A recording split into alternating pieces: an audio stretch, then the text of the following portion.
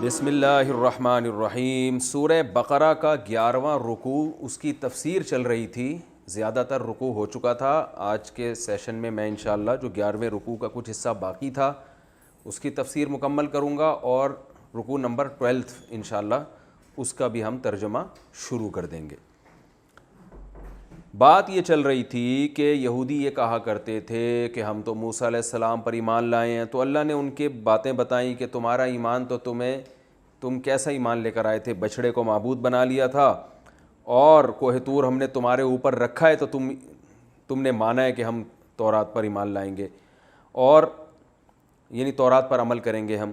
اور اشربوا فی قلوبہم العجل بکفرہم، ان کے نافرمانیوں کی وجہ سے بچھڑے کی محبت ان کے دل میں ڈال دی گئی تھی، یعنی شیطان کی طرف سے۔ آگے اللہ فرماتے ہیں قل بئس ما یأمرکم بہ ایمانکم، بہت ہی بری ہے وہ چیز جس کا تمہارا ایمان تمہیں حکم دیتا ہے۔ کتنے برے برے کاموں کا تمہارا ایمان تمہیں حکم دے رہا تھا۔ ان کنتم مومنین، اگر تم واقعی مومن ہو تو تمہارا ایمان تو تمہیں الٹے الٹے کاموں کا حکم دے رہا ہے۔ اس سے صاف پتہ چلتا ہے کہ جو ایمان کا لیبل تم اپنے اوپر لگا رہے ہو نا، وہ بھی تم پہ لگتا نہیں ہے، اس لحاظ سے بھی تم مومن نہیں ہو۔ پھر ایک الزامی جواب دیا جا رہا ہے۔ الزامی جواب کہتے ہیں جب آپ ہر طرح سے دلائل دے چکے ہیں نا، اور سامنے والا ماننے کے لیے تیار نہ ہو، تو اس کو بالکل خاموش کرنے کے لیے جو دلیل دی جاتی ہے، الزام کا مطلب وہ اس پہ لازم ہو جائے کہ اگر واقعی ایسا ہے، تم یہ سمجھتے ہو، تو پھر یہ کیوں نہیں کرتے؟ ہوتا ہے نا، جیسے میں اکثر ایک مثال دیتا ہوں کہ کوئی شخص آپ کے پاس آئے، آپ کو بتائے کہ بھئی یہ کاروبار میں انویسٹمنٹ میں اتنا پروفٹ اتنا پروفٹ اتنا پروفٹ، تو آپ اس سے بولیں پھر خود کیوں نہیں پیسہ لگا دیتے بھائی؟ تو جب تک اس سوال کا اس کے پاس کوئی معقول جواب نہ ہو، اس کا مطلب یہ آپ کو بیوقوف بنا رہا ہے، آپ سے پیسے نکلوانا چاہ رہا ہے۔ بھائی تمہارے پاس بھی پیسہ ہے تو تم خود انویسٹ کرو نا، ہمیں کیوں مشورہ دے رہے ہو؟ تو بالکل یہی انداز قرآن نے یہاں اختیار کیا ہے۔ قل، اے نبی ان سے کہہ دیجئے، ان کانت لکم الدار الاخرۃ عند اللہ خالصۃ من دون الناس، تمہارا دعویٰ ہے کہ پکے مومن تو صرف ہم ہی ہیں، اور جنت میں ظاہر ہے مومن ہی جائے گا، تو صرف ہم ہی جنت میں جائیں گے۔ یعنی یہودی کہتے تھے جنت میں تو مومن جائے گا، یہ بات تو یہاں تک تو ٹھیک ہے، صرف مومن جائے گا۔ پھر کہتے تھے مومن صرف کون ہے؟ ہم ہیں، اور باقی تو سارے غیر مسلم ہیں، کافر ہیں، حتیٰ کہ جو نبی پر ایمان لے کر آ رہے ہیں وہ بھی کیا ہیں؟ غیر مسلم ہیں، یعنی وہ بھی کافر ہیں، تو ہم صرف یہودی ہی جنت میں جائیں گے۔ تو اللہ نے فرمایا ٹھیک ہے، اگر تم یہ سمجھتے ہو کہ آخرت صرف تمہارے لیے ہے، خالصۃ من دون الناس، صرف تمہیں ملے گی، لوگوں کو نہیں ملے گی، فتمنوا الموت، تو تم موت کی تمنا کرو نا اگر تم مومن ہو۔ دیکھو ہمارے ہاں کتنے لوگ شہادت کی تمنا کرتے ہیں نا، کہ اللہ کرے ہمیں شہادت مل جائے، کیونکہ ان کو یقین ہے کہ شہادت کے بعد اللہ نے شہید کے لیے بہت بڑے بڑے مقامات رکھے۔ میں نے بہت سے لبرلز کو دیکھا ہے، نہ ان کی داڑھی ہوتی ہے، نہ نماز پڑھتے ہیں، لیکن وہ چاہتے ہیں کہ موت آئے تو کون سی آئے؟ شہادت کی۔ اس کا مطلب ان کا بہرحال آخرت پر کسی درجے میں ایمان ہے، چاہے عمل کی کوتاہی کیوں نہ ہو۔ لیکن میں نے بہت سے لوگوں کو دیکھا ہے، یار ہم سے زندگی میں عمل نہیں ہوتا، لیکن یار ہم چاہتے ہیں کیا؟ شہید ہو جائیں، موت ہماری شہادت کی آئے، شہادت ہمیں ملے۔ تو لیکن اللہ فرما رہے ہیں یہودیوں سے تمہاری اس قسم کی کوئی تمنا نہیں ہے۔ میں پوری آیت کی تفسیر یہ آیت پڑھ لوں گا نا تو پھر بتاتا ہوں۔ آگے فرماتے ہیں وَلَن يَتَمَنَّوْهُ أَبَدًا، اللہ فرماتے ہیں ہرگز موت کی تمنا کبھی بھی نہیں کریں گے، کیونکہ ان کو پتہ ہے کہ ہماری، یعنی ان کو خود بھی اپنے غلط ہونے کا یقین ہے۔ اس کی مثال ایسے جیسے کچھ دن پہلے نا ایک صاحب، ایک سیاسی قائد جو بڑا ہی کرپٹ آدمی ہے، جس کو سب جانتے ہیں کہ اس سے بڑا کرپٹ مارکیٹ میں گزرا نہیں ہے، تو اس سیاسی جماعت کے تھے وہ، تو اس کی بڑی تعریفیں کر رہے ہیں ہمارے سامنے کہ یار وہ بڑا نیک آدمی ہے۔ میں یہ جو واقعہ سنا رہا ہوں نا قرآن کی آیت ہی کو آسان انداز میں ڈیفائن کرنے کے لیے، یہ تفسیر سے ہٹ کر نہیں ہے یہ چیزیں۔ تو وہ بڑے زبردست ہے، وہ بڑا، اس کو ووٹ دینا چاہیے، وہ تو بہت ہے بھائی، قائد تو وہی ہے، وغیرہ وغیرہ ایسی باتیں۔ اب ہمارے ساتھ ایک ساتھی تھے، دلائل سے سمجھا رہے ہیں بھائی اس نے تو یہ کیا، اس نے تو یہ کیا، یہ مان کے نہیں دے رہے، کیونکہ عصبیت، لسانیت آپ کو پتہ ہے، یہ قوم پرستی، یہ سب چیزیں۔ تو ہمارے اس دوست نے ان سے کہا کہ اچھا پھر یہ دعا کرو کہ قیامت کے دن تمہارا حشر اسی کے ساتھ ہو۔ ایک دم نہ وہ چپ ہو گیا، کہہ رہے بھائی یہ نہیں میں دعا کروں گا، اس کا مطلب تمہیں خود پتہ ہے کہ وہ نیک نہیں ہے۔ تو یہاں اس کو کہتے ہیں بالکل ایسی دلیل کے قسم آپ کا مد مقابل کیا ہو جائے؟ خاموش ہو جائے۔ بھائی اگر یہ اتنا ہے، جیسے ہم جو غیر مسلم لڑائیاں لڑ رہے ہیں، بھائی تم اگر حق پر ہو تو تم اس میں شہادت کی تمنا کرو نا، وہ نہیں کرتے. ان کو پتہ ہے یار یا تو مر کے مٹی ہو جائیں گے یا یہ کہ آخرت میں سزا ملے گی. ان کو بعض دفعہ پتہ ہوتا ہے ہم ظلم کر رہے ہیں, تو جو حق پر ہوتا ہے نا وہ کہتا ہے یار کوئی بات نہیں اگر شہادت مل بھی جائے. تو اللہ فرماتے ہیں وَلَن يَتَمَنَّوْهُ أَبَدًا, یہ ہرگز موت کی تمنا نہیں کریں گے. اور تمنا نہ کرنا بعض دفعہ طبعی خوف کی وجہ سے بھی ہوتا ہے. یہ بھی ایک اشکال کا جواب ہے. ممکن ہے آپ کو کوئی نیک آدمی ملے مگر موت سے بہت زیادہ ڈرتا ہو وہ, اور شہادت کی تمنا بھی نہ رکھتا ہو. تو وہ اس لیے نہیں کہ اس کا کانسیپٹ ٹھیک نہیں ہے, بلکہ اس لیے کہ دل اس کا کمزور ہے. دل کی کمزوری کی وجہ سے بھی بعض دفعہ انسان موت سے بہت زیادہ ڈرتا ہے. تو یہ والا ڈر یہ تقویٰ کے منافی نہیں ہے, یہ تو کسی میں بھی ہو سکتا ہے. حضرت مولانا اشرف علی تھانوی نے لکھا ہم نے بعض بڑے بڑے بزرگوں کو موت سے ڈرتے ہوئے دیکھا ہے, اس لیے کہ وہ دل ان کا کمزور تھا, حالانکہ وہ بزرگ تھے. یہ تو ایک طبعی چیز ہے نا. اس کی میں ایک آسان مثال سمجھاتا ہوں آپ کو.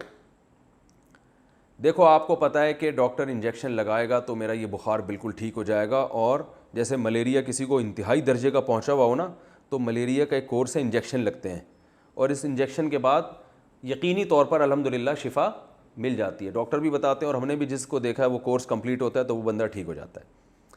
اب آپ کو پتہ ہے کہ یار میرے یہ ٹیکہ لگے گا تو میں بالکل فٹ فاٹ ہو جاؤں گا, تو اسی وجہ سے لوگ وہ ٹیبلٹ بھی کھا لیتے ہیں, اور اگر ڈاکٹر کہے کہ بھائی آپ کو انجیکشن ہی لگے گا, اب اتنا خطرناک ہو چکا ہے کہ اب انجیکشن کے بغیر آپ کو فائدہ نہیں ہوگا, تو لوگ انجیکشن بھی لگواتے ہیں.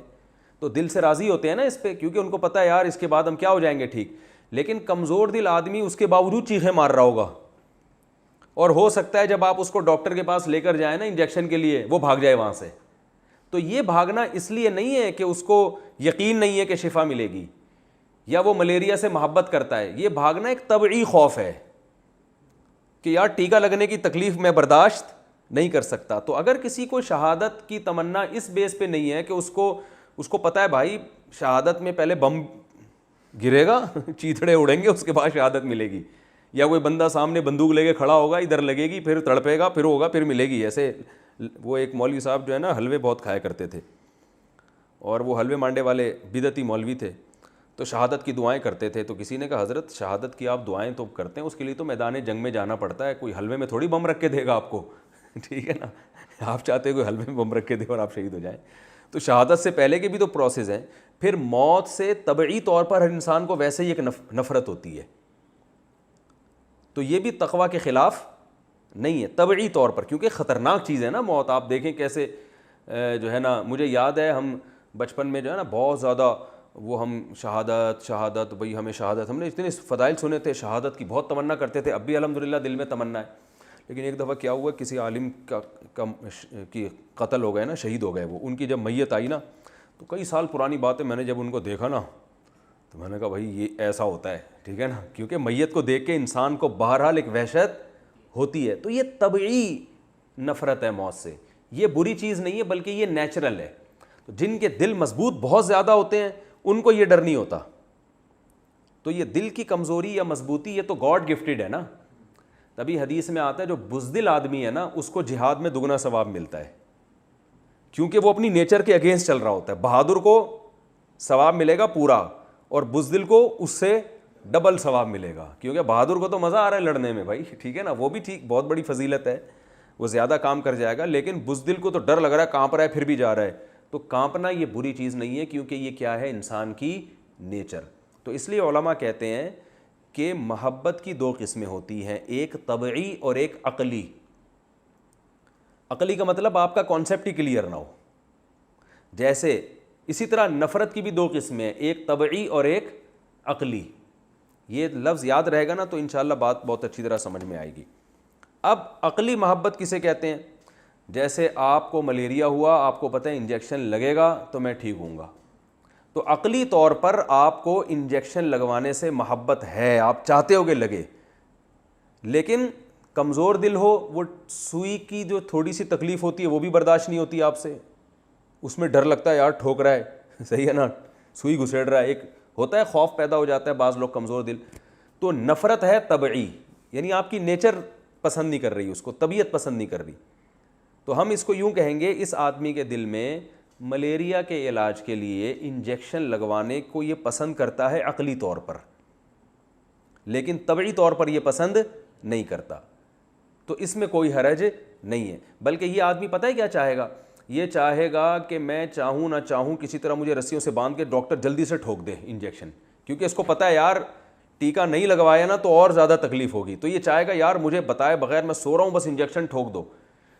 جیسے آپ نے دیکھا ہوگا نا بعض لوگ دعا مانگتے ہیں اللہ میں سیدھے راستے پہ چلنا چاہوں یا نہ چاہوں تو مجھے زبردستی چلا دے. تو وجہ اس کی کیا ہے کہ ان کو پتہ ہے یار گناہوں سے بچنا ضروری ہے اور اس کے بغیر جنت میں جا نہیں سکتے. اب جنت میں جانے کا شوق عقلاً تو ہے لیکن طبی طور پر ظاہر ہے گناہ چھوڑنے پڑتے ہیں. تو وہ پھر اللہ سے یوں دعا مانگتے ہیں اللہ میں چاہوں نہ چاہوں تو زبردستی بس مجھے چلا ہی دے, یعنی میں نہیں بھی چاہوں نا تو ادھر کو گھسیٹ لے مجھے تو یہ دعا اس کی علامت ہوتی ہے بھائی اس کے دل میں طبی طور پر تو گناہوں سے محبت ہے, مزہ آ رہا ہے گناہ کرنے میں اس لیے کر رہا ہے, لیکن عقلی طور پر یہ گناہ کو پسند نہیں کرتا. تو یہاں بھی یاد رکھیں اسی طرح بعض دفعہ انسان کو کسی سے محبت کا اللہ نے حکم دیا مگر اس کو اس سے طبعی محبت نہیں ہوتی, صرف عقلی ہوتی ہے. تو ہم مکلف کس کے ہیں؟ عقل کے. طبیعت ہمارے اختیار میں نہیں ہے. البتہ طبعی بھی محبت اگر پیدا ہو جائے تو یہ گاڈ گفٹڈ ہے. جیسے میدان جنگ میں کسی کا لڑنے کا دل چاہنا شروع کر دے بہادری, تو یہ خدا کی کیا ہے؟ ایک دین ہے کہ اس کے لیے اللہ نے جہاد کو آسان کر دیا اور اس لحاظ سے یہ ثواب کما لے گا کہ یہ کارنامے بہت بڑے بڑے سر انجام دیتے. جیسے ارطغرل اور یہ جو بڑے بڑے خالد ابن ولید یہ سب بائی نیچر بہادر تھے.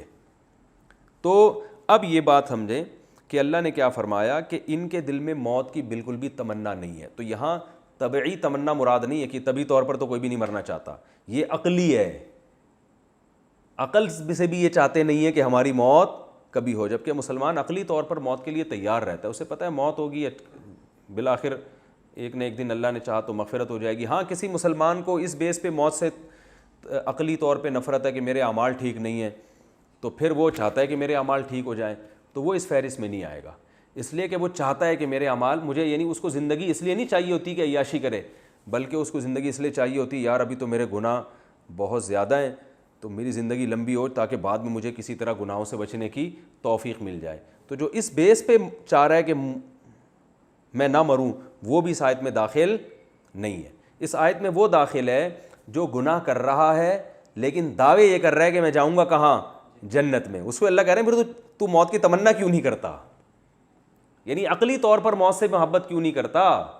طبی طور پر تو چلو تمہارے اختیار میں نہیں, تم تو اگر تم سے عقلی طور پر بھی تم چاہتے ہو کہ کسی بھی صورت میں تمہاری موت نہ آئے.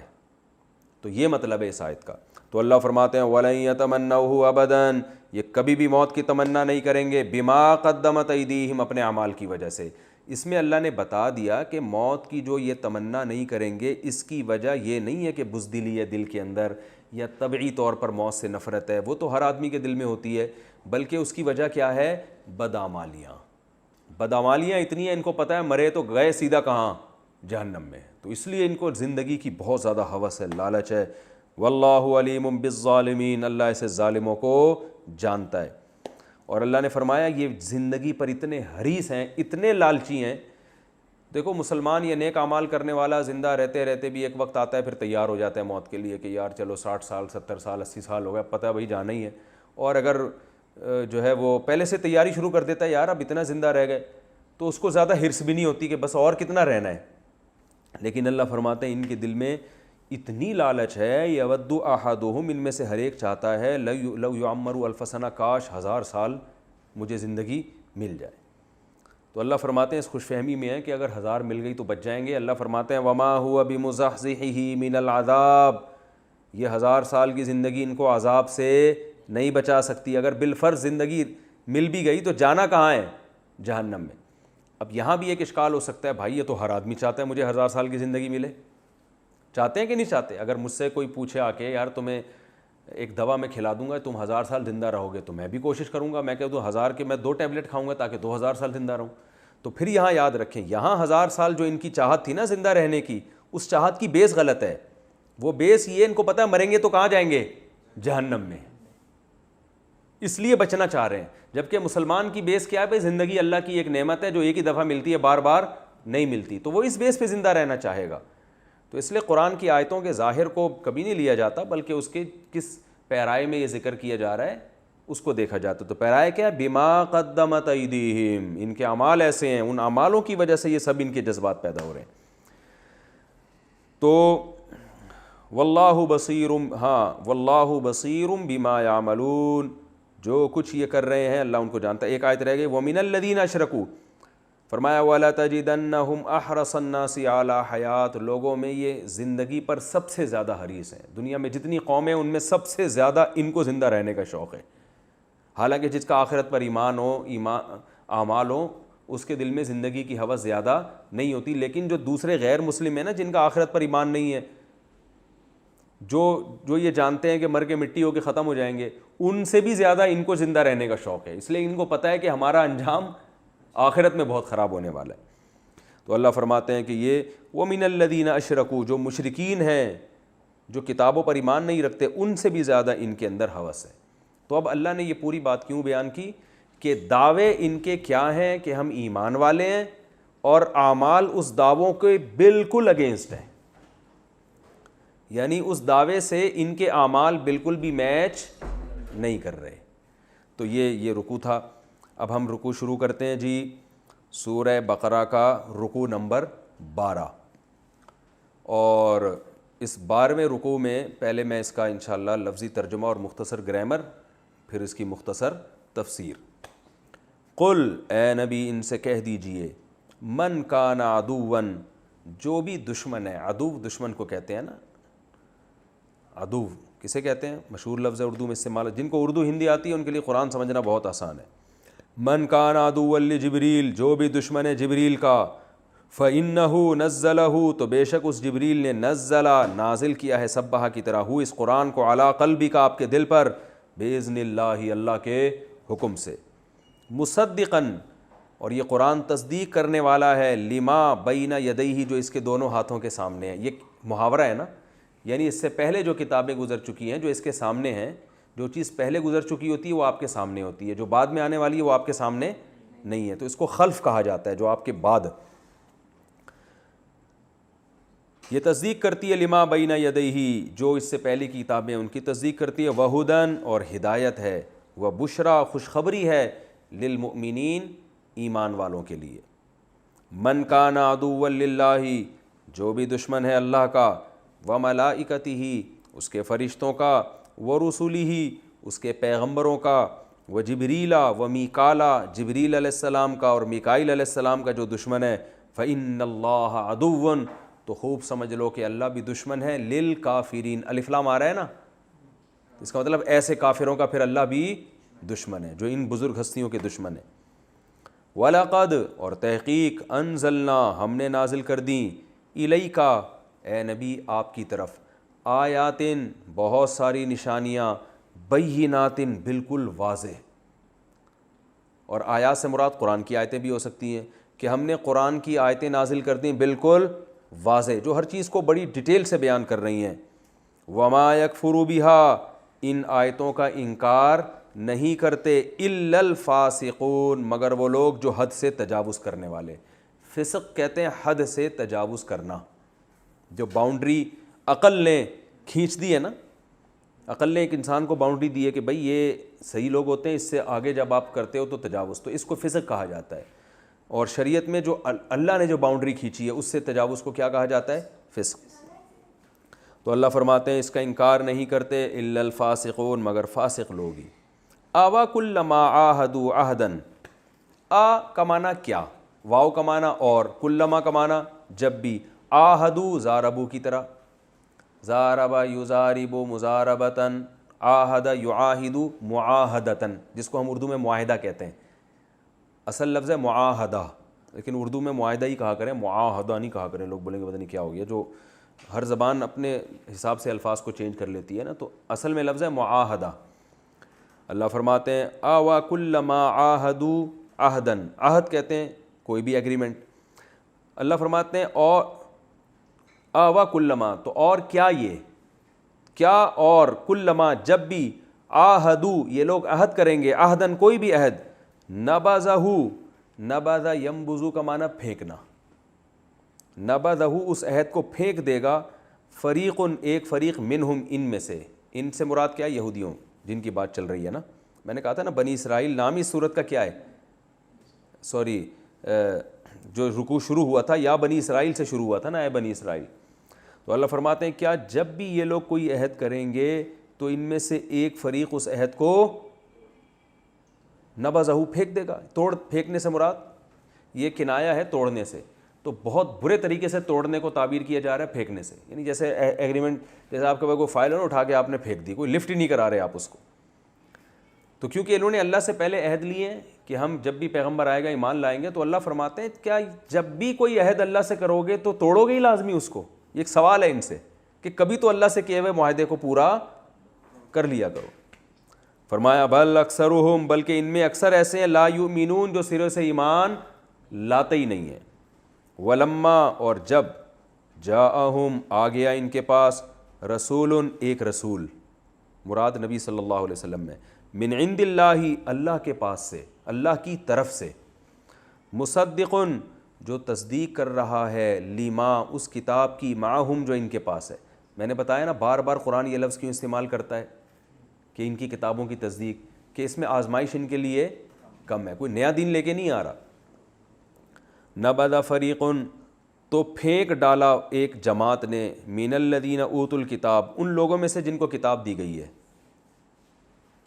جن کو کتاب دی گئی وہ یہود و نصارہ ہے نا، تو یہود و نصارہ میں سے ایک فریق نے پھینک ڈالا کتاب اللہ، اللہ کی کتاب کو، وراء ظہورہم، ظہر پشت کو کہتے ہیں، اور ظہور اس کی جمع، اپنی پشتوں کے پیچھے. ورا پہلے بھی گزر چکا ہے نا، ما وراء عقل، ما وراء عدالت. تو اللہ کی کتاب کو انہوں نے اٹھا کے کیا کر دیا، اپنی پشت کے پیچھے پھینک دیا. تفسیر میں انشاءاللہ اچھی طرح بتاؤں گا میں. کأنہم، انا کا معنی یا انا کا معنی بے شک، اور کأن کا معنی گویا کے. یہ میں پہلے بتا چکا ہوں نا، کأن زیدن قائم، گویا کہ شاید زید کیا ہے، کھڑا ہوا ہے. گویا کا مطلب شاید لگ ایسے رہے، ٹھیک ہے نا. تو کأنہم، گویا کہ لا یعلمون، یہ جانتے ہی نہیں ہیں، یعنی ایسے بن رہے ہیں جیسے ان کو کچھ پتہ ہے ہی نہیں. ایسے انہوں نے کتاب اللہ کو اٹھا کے پیچھے پھینک دیا ہے. واتبعوا، اور اتباع کی انہوں نے، فالو کیا انہوں نے، ما، اس چیز کو، تتلو الشیاطین، جس کو شیاطین فالو کرتے تھے. تلاوہ یتلوو، تلاوہ یتلوو، تلاوتاً. جب اس کا مصدر یعنی ورب تلاوتاً ہوگا تو اس کا معنی ہوتا ہے تلاوت کرنا، اور جب اس کا ورب ہوتا ہے طلوون، تلاوہ یتلوو طلوون، طلوون کی طرح، تو اس کا معنی ہوتا ہے کسی کے پیچھے پیچھے چلنا. اسی کو تالی بھی عربی میں کہتے ہیں، تالی، تالی کا مطلب دوسرے نمبر پہ آنے والا، ٹھیک ہے نا. تو یہ ہے تلاوہ یتلوو طلوون سے. تو ما تتلو، وہ چیز جس کو تتلوو کو تتلو پڑھا جاتا ہے. بھائی یہ یضربو یضربانی، یضربو یضربانی، یضربونا تضربو، تو ینصرو ینصرانی، ینصرونا تنصرو، تو یتلوو یتلوانی، یتلوونا تتلوو. تو شیاطین چونکہ جمع ہے نا، پلورل ہے، اور پلورل عربی میں کیا ہوتا ہے، مؤنث، تو اس لیے یتلو کے بجائے تتلو کا لفظ استعمال ہوا. فرمایا انہوں نے فالو کیا، ما، اس چیز کو، تتلو الشیاطین، جن کے پیچھے شیاطین چلے تھے، علی ملک سلیمان، سلیمان کی بادشاہت میں. ملک بادشاہت کو کہتے ہیں. سلیمان علیہ السلام کے دور حکومت میں شیاطین جس چیز کے پیچھے چلے تھے، یہودی بھی کیا اسی چیز کے پیچھے چلنا شروع ہو گئے. اللہ کی جو کتاب ہے قرآن ہے، اس کو تو پشے پوش ڈال دیا، اور تورات کو بھی پسے پوش ڈال دیا، اور فالو کس کو کیا، شیاطین کے راستے کو. تفسیر میں انشاءاللہ بتاؤں گا اس کا کیا مطلب ہے. وما کفر سلیمان، حالانکہ سلیمان نے کفر نہیں کیا تھا، ولکن الشیاطین کفروا، لیکن شیاطین نے کفر کیا تھا. وہ کفر کیا تھا، یعلمون الناس، وہ شیاطین سکھاتے تھے لوگوں کو، السحر، جادو.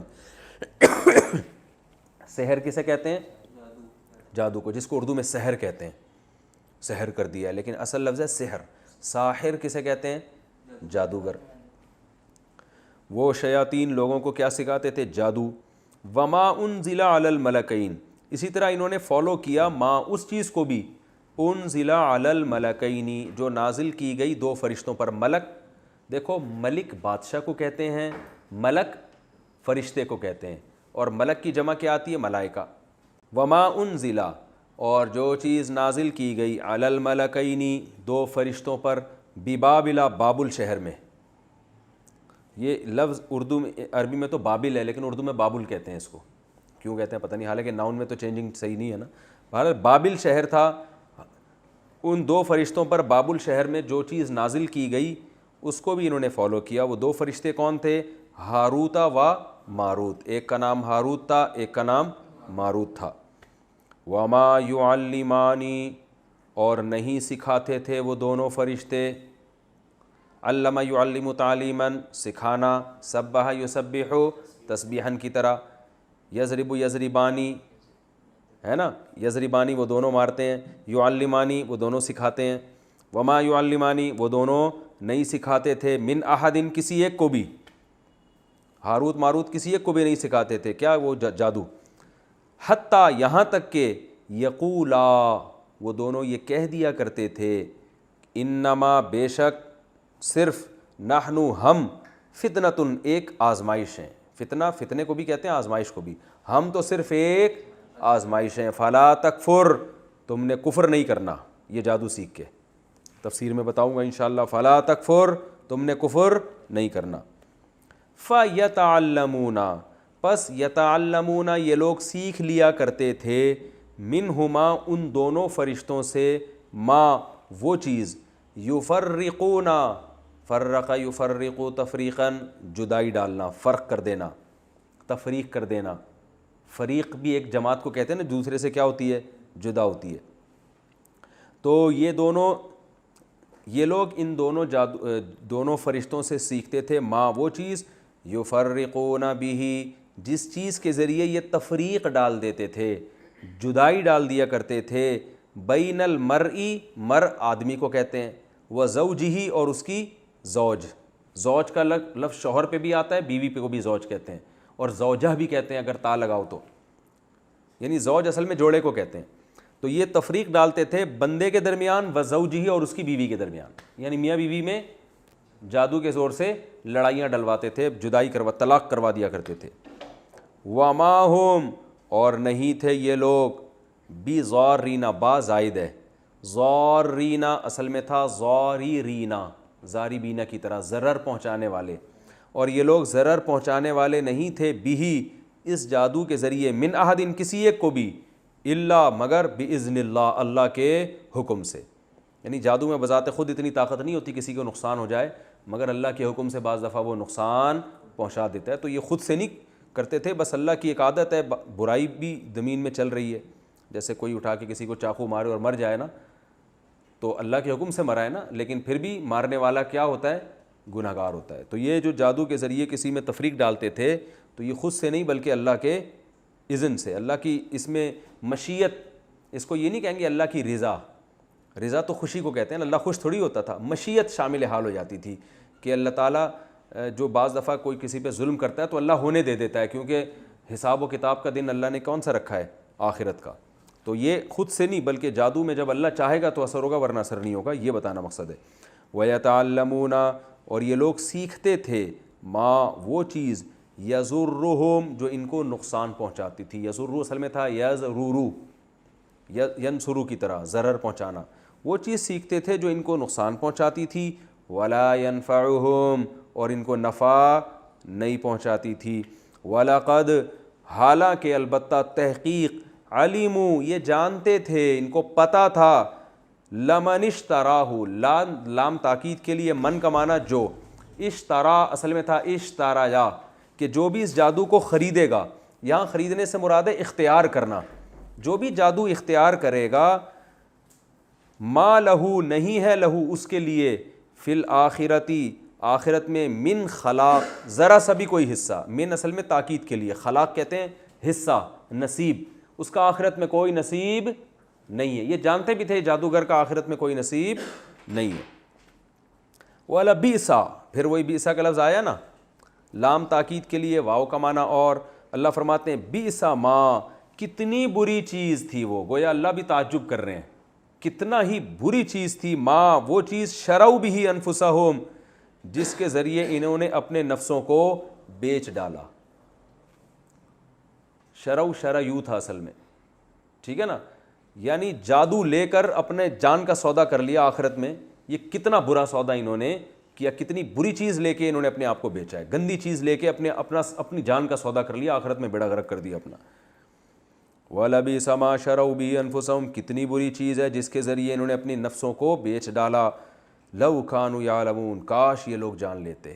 اللہ کا جو کاش ہے نا وہ ہمارے کاش کی طرح نہیں ہوتا, کیونکہ اللہ تعالیٰ ہم سے ہمارے محاوروں میں بات کرتے ہیں. یعنی اللہ گویا یہ بتا رہے ہیں کہ یہ جان لیتے آخرت میں ان کو کتنا شدید نقصان ہو رہا ہے, حقیقت یعنی عین الیقین ہو جاتا ہے ان کو, تو یہ ایسا نہ کرتے. وَلَوْ أَنَّهُمْ, اور اگر یہ لوگ آمنوا, ایمان لے آتے, وَاتَّقَوْا, اور تقوی اختیار کر لیتے, لَمَثُوبَةٌ, لام تاکید کے لیے, مثوبۃ کا معنی ہوتا ہے ثواب اور بدلہ. اصل میں عربی میں ثواب یثوب, اس کا معنی ہوتا ہے لوٹنا, جس کو پڑھا جاتا ہے ثواب یثوب. ثواب کو بھی ثواب اسی لیے کہتے ہیں کہ آپ کا عمل لوٹ کے آپ کو مل رہا ہوتا ہے ایک دوسری شکل میں. جیسے آپ نے کسی غریب کو کھانا کھلایا تو اس پہ آپ کو ثواب ملے گا, تو اس کو ثواب کیوں کہیں گے اس بدلے کو؟ اس لیے کہ آپ کا یہ عمل قیامت میں کسی اور شکل میں آپ کو لوٹا دیا جائے گا. تو اس لیے آخرت کے اچھے بدلے کو ثواب کہا جاتا ہے کہ وہی عمل آپ کا لوٹ کے واپس مل جاتا ہے, لیکن برے عمل کے بدلے کو ثواب نہیں کہا جاتا. ٹھیک ہے, تو اللہ فرماتے ہیں, اور مصوبہ ثواب ہی سے نکلا ہے. تو اللہ فرماتے ہیں کہ اگر ان یہ ایمان لے آتے اور تقوی اختیار کرتے, لَمَثُوبَةٌ مِّنْ عِنْدِ اللَّهِ, تو اللہ کی طرف سے جو ثواب ہے نا, خیر, وہ اس سے بہتر ہے. یعنی جادو میں پڑھ کر جو انہوں نے دنیا کا تھوڑا سا فائدہ حاصل کر لیا, اگر یہ جادو میں نہ پڑھتے اور صحیح معنوں میں ایمان اور تقوی والی زندگی اختیار کرتے تو آخرت میں جو ان کو ملنے والا تھا وہ بہت زیادہ تھا. لَوْ كَانُوا يَعْلَمُونَ, کاش یہ لوگ جان لیتے تو پھر ایسا نہ کرتے. یہ اس رکوع کا لفظی ترجمہ کیا میں نے. اب انشاءاللہ ہم اس کی تفسیر بیان کریں گے. تفسیر جو ہے نا بیان کرنے کے لیے وقت تھوڑا ہی رہ گیا ہے. کتنا ٹائم رہ گیا ہے؟ 3 منٹ رہ گئے. 8 منٹ رہتے ہیں. ہاں پھر تو ٹھیک ہے, آدھے کم از کم آدھے رکوع کی تو تفسیر ہو جائے گی. تو یہ جو رکوع شروع ہو رہا ہے نا, 12واں رکوع, اس میں شروع میں کیا اللہ نے فرمایا؟ قُلْ مَنْ كَانَ عَدُوًّا لِجِبْرِيلَ, جو جبریل کا دشمن ہے تو جبریل نے تو آپ کے قلب پہ کلام اللہ کو نازل کیا ہے. ہوتا یہ تھا کہ نہ ماننے کے 100 بہانے ہوتا ہے نا. یہودی یہ کہا کرتے تھے کہ محمد صلی اللہ علیہ وسلم پہ جو فرشتہ قرآن لے کر آ رہا ہے تو محمد صلی اللہ علیہ وسلم کہتے ہیں وہ تو جبریل ہے. تو جبریل سے ہمیں ذاتی دشمنی ہے, کیونکہ جبریل نے بہت ساری امتوں کو تباہ کیا اور ہمارا بھی بہت سارے مقامات پہ جبریل نے بیڑا غرق کیا ہے. کیونکہ جب عذاب آیا کرتا تھا نا قوموں پہ, تو قرآن میں آتا ہے نا, پچھلی آسمانی کتابوں میں اللہ نے جبریل کو حکم دیا, انہوں نے بستی الٹ دی. تو یہ جبریل نے ہم میں بہت سے لوگوں کو تباہ کیا ہے, اور جبریل بہت سے مشکل حکام لے کے بھی نازل ہوتے ہیں. تو جبریل سے ہماری کیا ہے؟ دشمنی ہے. تو جبریل کے علاوہ کوئی اور فرشتہ آئے گا تو ہم ایمان لے کر آئیں گے. تو یہ جہالت کی باتیں. تو اللہ نے فرمایا کہ بھائی جبریل اور جتنے پیغمبر اور جتنے انبیاء ہیں یہ سب اللہ کے محبوب بندے ہیں. ان سے دشمنی کا مطلب ان سے دشمنی نہیں بلکہ اللہ سے, کیونکہ یہ سب اللہ کے طرف سے پیغام, یہ اپنے اختیار سے تھوڑی لے کر آ رہے ہیں. اگر مشکل حکام بھی لے کر آئے تو اپنے اختیار سے تھوڑی لے کر آئے ہیں, یہ کس کی طرف سے لائے ہیں؟ اللہ کی طرف سے. تو اللہ نے فرمایا قول, ان سے کہہ دیجئے, من کان عدوا لجبریل, جو بھی جبریل کا دشمن ہے, فإنہ نزلہ, تو جبریل نے تو نازل کیا ہے آپ کے اوپر, علی قلبک, آپ کے قلب پر, باذن اللہ, اللہ کے حکم سے. اپنی مرضی سے تھوڑی نازل کیا ہے جس میں تمہارے پول پٹیاں کھولی جا رہی ہیں. ٹھیک ہے نا. وہ کہتے تھے جبریل ان کو آ کے سکھا رہے ہیں اور ہمارے راز کیا کر رہے ہیں؟ فاش کر رہے ہیں. ہمارے بارے میں بتا رہے ہیں کہ انہوں نے بچھڑے کو معبود بنایا, کوہ طور ہمارے سر پہ آ گیا, ہم نے پیغمبروں کو ستایا. تو یہ سارے راز کون فاش کر رہا ہے؟ جبریل. تو ان کو ذاتی دشمنی کس سے ہو گئی تھی؟ جبریل سے. تو اللہ نے فرمایا وہ تو جبریل نے اللہ کے حکم سے نازل کیا ہے, اور جو نازل کیا مصدقا لما بین یدیہ, وہ تمہاری آسمانی کتابوں کی بھی تو جبریل ہی تصدیق کر رہے ہیں. جو کلام جبریل لے کر آ رہے ہیں وہ کلام تمہاری کتابوں کو بھی تو سچا قرار دے رہا ہے. مشرکین تو تم لوگ کو سچا تھوڑی مانتے ہیں. یہ تو قرآن ہے جو تمہاری کتابوں کو بھی کیا کہہ رہا ہے؟ سچا. بلکہ حقیقت میں قرآن نے جتنی قدر ان پیغمبروں کی ہمیں سکھائی ہے, حضرت موسیٰ, حضرت عیسیٰ, حضرت داؤد, حضرت سلیمان, اتنی تو خود یہودی اور عیسائی بھی اپنے پیغمبروں کی قدر نہیں کرتے. تو جبریل سے تو تمہیں محبت ہونی چاہیے, وہ تو تمہاری کتابوں کی تصدیق والی آیتیں لے کے نازل ہو رہے ہیں. وہدن، اور جو کلام جبریل کے ذریعے نازل ہوا ہے اس میں ہدایت ہے، سیدھا راستہ ہے، گائیڈنس ہے. وبشریٰ للمؤمنین، اور ایمان لانے والوں کے لیے کیا ہے؟ خوشخبری ہے. تو تم ایمان لے آؤ تو جبریل جو کلام لے کر آئیں گے وہ تمہارے لیے خوشخبری کا سبب بن جائے گا. پھر آگے اللہ نے ایک اور اصول بیان کیا کہ بھئی اللہ کا ایک اصول ہے کہ جو اللہ کے محبوب لوگ ہوتے ہیں اللہ ان سے دشمنی برداشت نہیں کرتا، بلکہ وہ ان سے دشمنی اللہ سے دشمنی ہوتی ہے. من کان عدوا للہ، یاد رکھو جو اللہ کا دشمن ہے اور فرشتوں کا دشمن ہے اور اس کے پیغمبروں کا دشمن ہے اور جبریل اور میکائیل جیسے فرشتوں کا دشمن ہے، فإن اللہ عدو للکافرین، تو اللہ بھی ایسے کافروں کا دشمن ہے. اس آیت سے ہمیں یہ بھی پتہ چلتا ہے کہ اہل اللہ سے محبت یہ بہت ضروری ہے. جو لوگ بھی اللہ والے ہوتے ہیں نا، جن کو اللہ سے محبت ہوتی ہے، اور ظاہر ہے جن کو اللہ سے محبت ہے تو اللہ کو بھی ان سے محبت ہوگی، تو ان سے دشمنی رکھنا یہ بہت خطرناک ہے. رسول اللہ صلی اللہ علیہ وسلم نے فرمایا من عادى لي وليا فقد آذنته بالحرب، کہ اللہ تعالیٰ فرماتے ہیں کہ جو میرے کسی ولی سے دشمنی رکھتا ہے میرا اس کے خلاف اعلان جنگ ہے. اعلان جنگ کی وعیدیں صرف دو گناہ پر، ایک سود پر ہے کہ جو سود کھاتا ہے اللہ کا اعلان جنگ ہے، یہ بہت بڑی وعید ہے. کیونکہ جنگ کے اعلان کا مطلب یہ ہوتا ہے کہ جب دشمن، آپ دیکھیں نا جب دو ملک کی فوجیں آمنے سامنے ٹکراتی ہیں، لڑتی ہیں، تو ان کے لیے دوسرے فوجی کے ساتھ ہر قسم کا سلوک اس وقت حلال ہوتا ہے.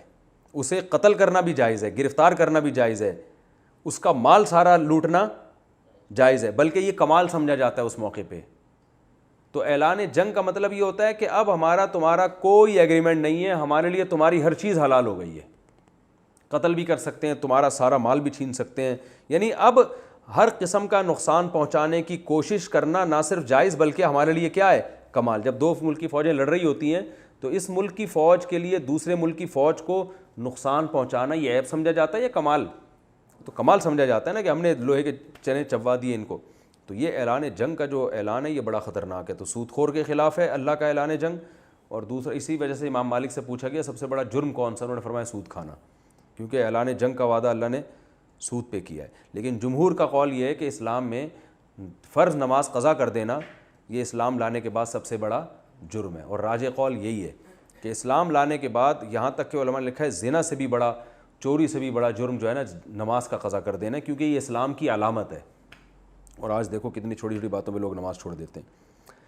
تو اللہ نے فرمایا ہاں دوسرا کیا ہے کہ جو میرے ولی سے دشمنی کرتا ہے. تو اب یاد رکھو ولی کا مطلب یہ نہیں ہوتا اس سے کبھی کوئی غلطی نہ ہو.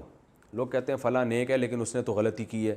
تو بھائی غلطی ہونے کے باوجود وہ تو پیغمبر صرف معصوم ہوتے ہیں نا. تو ولی کا مطلب یہ ہے کہ بیچارے سے غلطی اگر ہو بھی جائے تو وہ توبہ کر لیتا ہے. تو اس لیے نیک لوگوں سے دشمنی کرنا یہ بہت بڑا جرم ہے. اس آیت سے ہمیں پتہ چلتا ہے. آگے اللہ فرماتے ہیں وَلَقَدْ أَنزَلْنَا إِلَيْكَ آيَاتٍ بَيِّنَاتٍ، ہم نے آپ پر بہت ساری واضح آیتیں نازل کر دی ہیں اور اس کا انکار وہی لوگ کریں گے جو حدود سے تجاوز کرتے ہیں. آگے پھر اللہ اہل یہود کی ایک شناعت کو، ان کی قباحت کو بیان کر رہے ہیں کہ ان کا کام ہی کیا ہے ایگریمنٹ کو توڑنا. موسیٰ علیہ السلام سے کیے ہوئے وعدے توڑے، داؤد علیہ السلام سے کیے ہوئے وعدے، تو انہی میں سے ذکر ہے. فرمائے جب بھی یہ عہد کرتے ہیں ان میں ایک فریق اس عہد کو توڑ دیتا ہے. ایک فریق اس لیے کہ کچھ اچھے لوگ بھی تھے ان میں، بل اکثرہم لا یؤمنون، بلکہ اکثر تو سرے سے پیغمبر پر ایمان لاتے ہی نہیں تھے ان کے. ولما جاءہم رسول، اور جب ان کے پاس ایک ایسا رسول آ گیا یعنی محمد صلی اللہ علیہ وسلم جو ان کی کتابوں کی تصدیق بھی کر رہے ہیں، تو ان میں ایک جماعت نے اللہ کی کتاب کو پس پش ڈال دیا. یعنی ایسا انکار کیا گویا اٹھا کے پھینک دیا، کأنہم لا یعلمون، گویا کہ انہیں کچھ پتہ ہی نہیں ہے، حالانکہ یہ تو اس پیغمبر کا انتظار کر رہے تھے.